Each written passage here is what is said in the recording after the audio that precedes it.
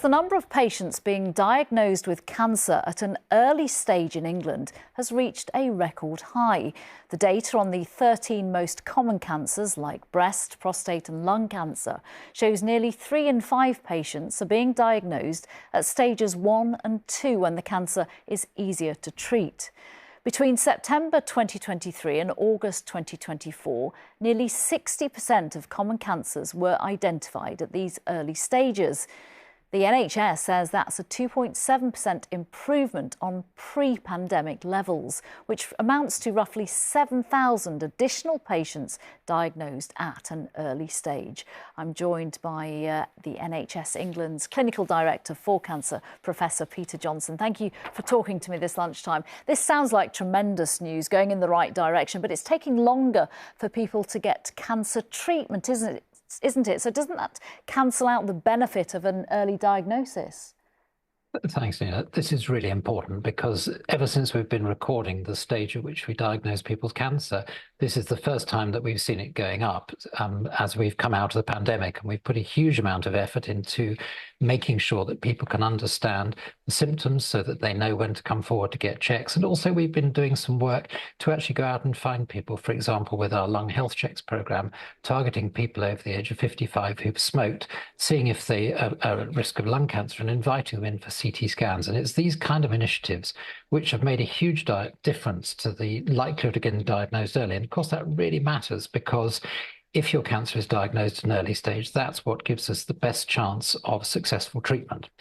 Now, absolutely, tremendous news. But what happens if people then can't get the urgent treatment they require when they've been given the diagnosis of cancer? Yeah, and that's the other aspect we're working on. We're seeing very large numbers of people as we all get older, as we live longer, and other things don't catch up with us, like heart disease and strokes. So more and more people are getting cancer.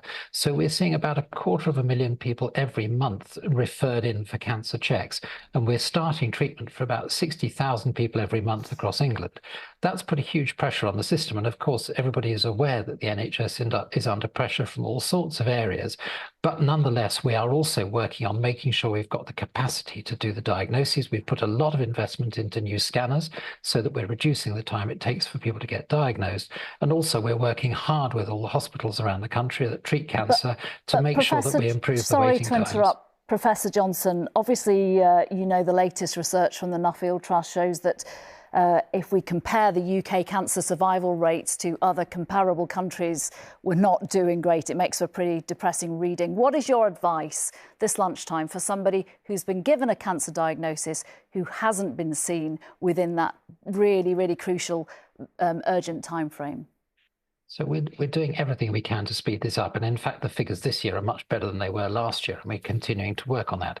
People shouldn't be waiting a long time to start treatment. If they are, they need to speak to the team that are looking after them to make sure that they're being prioritised in the system. And even as we deal with all the winter pressures on the NHS, we've asked hospitals around the country to continue to prioritise cancer tests and cancer treatment, because as you say, it's really important that people, especially when they've got a diagnosis of cancer, get treated as rapidly as possible. And that's something that we're very strongly focused on. The numbers are getting better. We've still got a long way to go in terms of catching up to where we'd like to be. By the end of this year, around 70% of people will be getting treatment within 2 months of referral.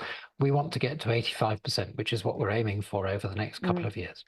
OK. Professor Johnson, thank you very much for joining me this lunchtime. Thank you.